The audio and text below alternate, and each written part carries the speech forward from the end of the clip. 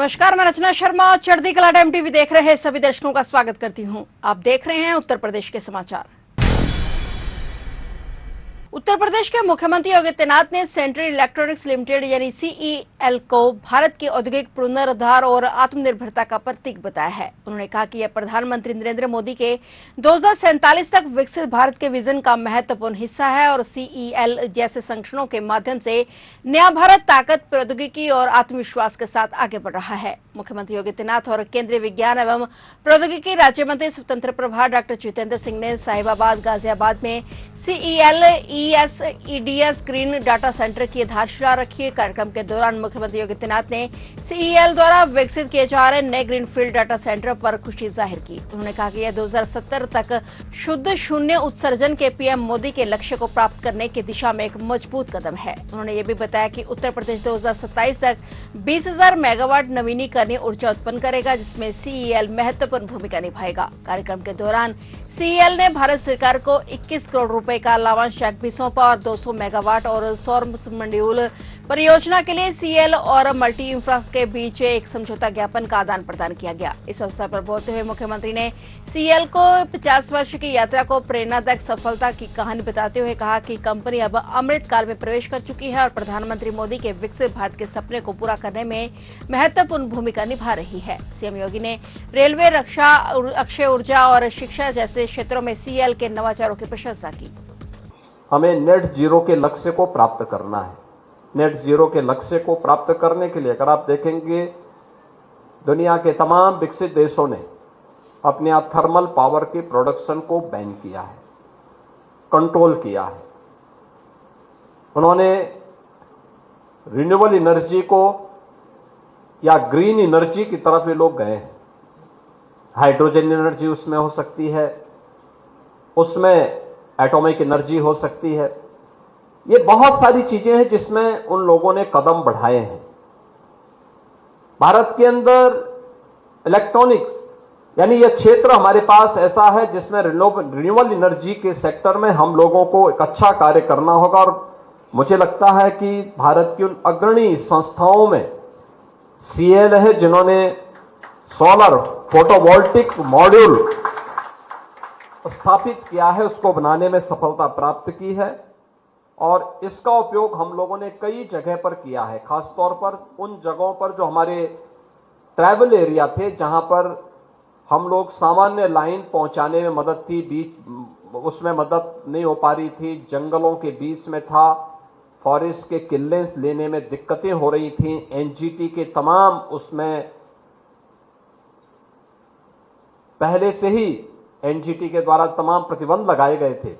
उन स्थितियों में हम लोगों ने वहां पर सोलर पैनल के माध्यम से ही उन लोगों को बिजली के कनेक्शन और वहां पे इलेक्ट्रिफिकेशन के लक्ष्य को प्राप्त करने में हमने वहां पर सफलता प्राप्त की है और इस सेक्टर में बहुत कुछ संभावनाएं अभी छिपी हुई हैं। हम लोगों ने तय किया है कि 2027 तक उत्तर प्रदेश 20,000 मेगावाट का रिन्यूएबल पावर को जनरेट करेगा उत्तर प्रदेश के अंदर। मुख्यमंत्री योगी आदित्यनाथ के नेतृत्व वाली सरकार ट्रांसजेंडर समुदाय को आत्मनिर्भर बनाने की दिशा में इसे मुख्यमंत्री युवा उद्यमी विकास अभियान से जोड़ने की तैयारी में है, जिसके तहत उन्हें कौशल के आधार पर प्रशिक्षण और ऋण सहायता दी जाएगी। राज्य सरकार की ओर से जारी एक विज्ञप्ति के मुताबिक योगी सरकार की मंशा है कि समाज में लंबे समय से उपेक्षित रहे ट्रांसजेंडर समुदाय का न केवल गरिमा के साथ जीवन जीने का अवसर मिले, बल्कि वे सम्मान और अधिकार के साथ आत्मनिर्भर भी बने। इसी उद्देश्य से समाज कल्याण मंत्री असीम अरुण ने विभाग को प्रदेश के प्रत्येक जिले में ट्रांसजेंडर समुदाय के लोगों को सरकारी योजनाओं से जोड़ने के निर्देश दिए हैं।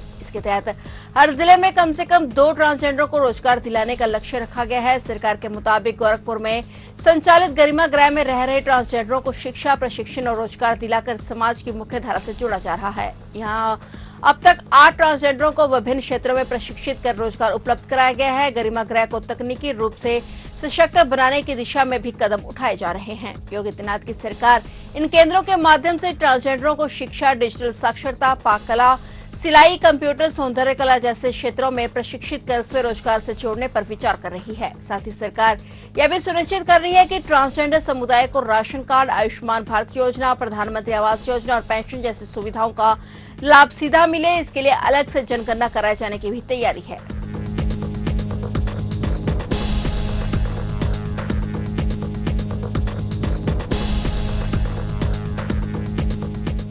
मुहर्रम के चांद का ऐलान हो गया है। 27 जून से पहली मुहर्रम है। ऑल इंडिया शिया पर्सनल लॉ बोर्ड ने प्रधानमंत्री नरेंद्र मोदी को एक पत्र भेजकर देश भर में आगामी मुहर्रम के अवसर पर सुरक्षा व्यवस्था और जरूरी प्रशासनिक तैयारियों को सुनिश्चित करने की अपील की है। शिया बोर्ड ने आग्रह किया है कि प्रधानमंत्री नरेंद्र मोदी सभी राज्यों के मुख्यमंत्रियों को आवश्यक दिशा निर्देश जारी करें। मुहर्रम के दौरान निकलने वाले ताजिए, जुलूसों और मजलिसों में आयोजन पारंपरिक, शांतिपूर्ण और सुव्यवस्थित ढंग से हो सके। बोर्ड ने अपने पत्र में लिखा कि हजरत इमाम हुसैन और उनके 72 साथियों की शहादत की याद में देश भर में मुहर्रम मनाया जाता है। शिया बोर्ड ने पत्र में कहा कि यह अवसर केवल शिया मुसलमानों तक सीमित नहीं रहता, बल्कि विभिन्न धर्मों के लोग भी इसमें सहभागी होते हैं। बोर्ड ने बताया कि भारत में से 7 से 8 करोड़ शिया मुस्लिम समुदाय के लोग रहते हैं, जो इस अवसर पर पूरे देश में ताजिए निकालते हैं, मजलिसों का आयोजन करते हैं। पीएम मोदी को लिखे गए पत्र के जरिए बोर्ड ने मांग की है कि मुहर्रम के जुलूसों को पूर्व निर्धारित मांगों से निकाला जाए और इन रास्तों पर सुरक्षा व्यवस्था को मजबूत किया जाए, ताकि किसी भी प्रकार के अराजक तत्वों से कानून व्यवस्था न बिगड़े। साथ ही यह भी कहा गया कि जिन रास्तों से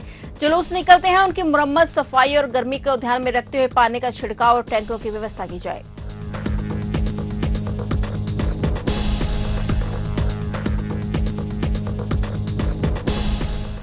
उत्तर प्रदेश के प्रतापगढ़ जिले में समाजवादी पार्टी के कार्यवाहक जिलाध्यक्ष गुलशन यादव की परेशानियां लगातार बढ़ती जा रही हैं। प्रतापगढ़ पुलिस ने गुलशन यादव की गिरफ्तारी के लिए 25,000 रुपए का इनाम घोषित किया है। ये इनाम खुद पुलिस अधीक्षक डॉक्टर अनिल कुमार ने घोषित किया है। मिली जानकारी के मुताबिक गुलशन यादव पर हत्या की कोशिश, लूट, रंगदारी, अवैध हथियार और गैंगस्टर एक्ट जैसी गंभीर धाराओं के कुल 53 मुकदमे दर्ज हैं। ये मुकदमे प्रतापगढ़ और प्रयागराज के कई थानों में दर्ज हुए हैं। पुलिस के मुताबिक गुलशन यादव पिछले 1 साल से फरार है और साल 2024 से मानिकपुर थाने में उस पर एक नया केस दर्ज हुआ, जिसमें पुलिस द्वारा कुर्क किए गए आम बेचने का आरोप है और गुलशन यादव की अवैध संपत्ति पर भी प्रशासन का शिकंजा कस चुका है। जिलाधिकारी के आदेश पर अब तक 7 करोड़ 15 लाख रुपए की संपत्ति कुर्क की जा चुकी है। 2.5 करोड़ की प्रॉपर्टी प्रतापगढ़ और लखनऊ में है। 2 करोड़ 10 लाख की जमीन जो उनकी पत्नी सीमा यादव के नाम पर लखनऊ के शारदा नगर में थी, गैंगस्टर एक्ट के तहत कुर्क की गई है।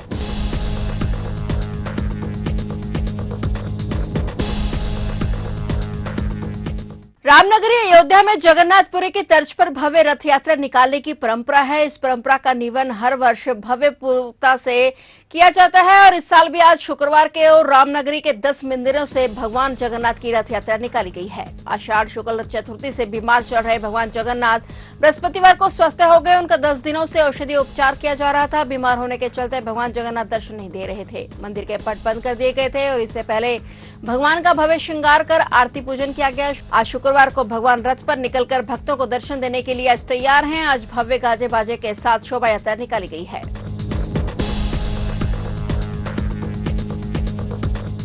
दिल्ली से सटे नोएडा में एक प्राइवेट केमिकल कंपनी की फैक्ट्री में सुबह भीषण आग लग गई। नोएडा के सेक्टर 2 स्थित एक पेंट फैक्ट्री में आग लगते ही वहां अफरा तफरी मच गई। आग की लपटें और धुएं का गुबार दूर दूर तक देखा जा सकता था। मौके पर फायर ब्रिगेड की 30 गाड़ियों ने आग पर काबू पाया और इस घटना में किसी के हताहत होने की खबर नहीं है। थाना फेज 1 क्षेत्र के सेक्टर 2 में स्थित श्याम पेंट इंडस्ट्री केमिकल के कारखाने में सुबह 6 बजे करीब अचानक आग लग गई और घटना की सूचना पाकर मौके पर दमकल की 7 गाड़ियां पहुंची। आग की विकरालता को देखते हुए आसपास के जनपदों से भी और कुछ निजी कंपनियों के दमकल वाहनों को भी मौके पर बुलाया गया और 30 दमकल वाहनों की मदद से 3 घंटे की कड़ी मशक्कत के बाद आग पर काबू पाया जा सका। आग ने काफी भयावह रूप धारण कर ली और पेंट्स और केमिकल निर्माण के चलते आग बुझाने में काफी परेशानी आई। कारखाने में रखे पेंट के डिब्बे आग की चपेट में आकर फटने लगे और आसपास की फैक्ट्रियों तक भी आग पहुंचने का खतरा पैदा हो गया था।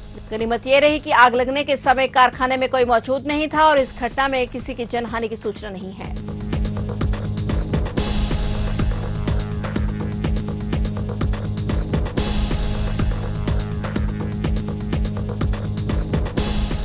नोएडा के एक वृद्धाश्रम में उत्तर प्रदेश महिला आयोग, नोएडा पुलिस और समाज कल्याण विभाग ने संयुक्त रूप से छापेमारी की और वहां दयनीय हालत में मिले 39 बुजुर्गों को बचाया गया। सभी लोगों को सरकारी वृद्धाश्रम में स्थानांतरित किया जा रहा है। राज्य महिला आयोग की सदस्य ने बताया कि सेक्टर 55 स्थित वृद्धाश्रम में यह छापेमारी की गई है। उन्होंने कहा कि छापेमारी के दौरान एक बुजुर्ग महिला बंदी मिली, जबकि अन्य बुजुर्गों को तहखाने जैसे कमरों में बंद किया हुआ था। पुरुषों के पास कपड़े तक नहीं थे, जबकि कई महिलाएं बुजुर्गों के शरीर पर भी आधे अधूरे कपड़े थे। उन्होंने बताया कि इसी वृद्धाश्रम का एक वीडियो वायरल हुआ था, जिसमें एक बुजुर्ग महिला को हाथ बांधकर कमरे में रखा गया था। उन्होंने बताया कि यह वीडियो समाज कल्याण विभाग लखनऊ के पास गया, जिसके बाद छापेमारी के निर्देश मिले और जब छापेमारी की गई तो पता चला कि बुजुर्गों की देखभाल के लिए स्टाफ तक नहीं रखा गया था। खुद को नर्स बता रही महिला से सख्ती से पूछताछ की गई तो उसने अपनी योग्यता 12वीं पास बताई। आश्रम में नियम कानूनों की धज्जियां उड़ाई जा रही थी। प्रशासन ने फौरन संज्ञान लेते हुए मामले में कार्रवाई शुरू कर दी है।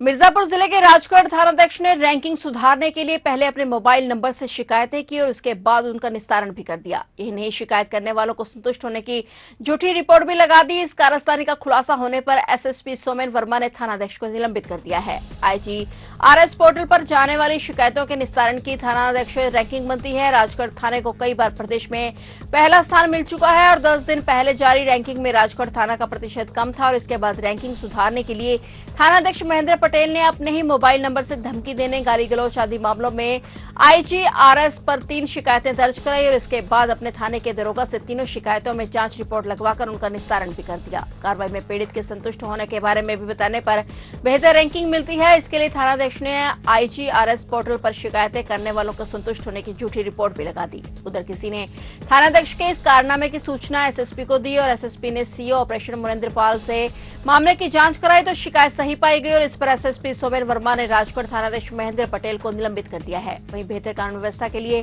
जमालपुर थानाध्यक्ष को लाइन हाजिर करने के साथ 4 थानों के प्रभारी भी बदले गए हैं।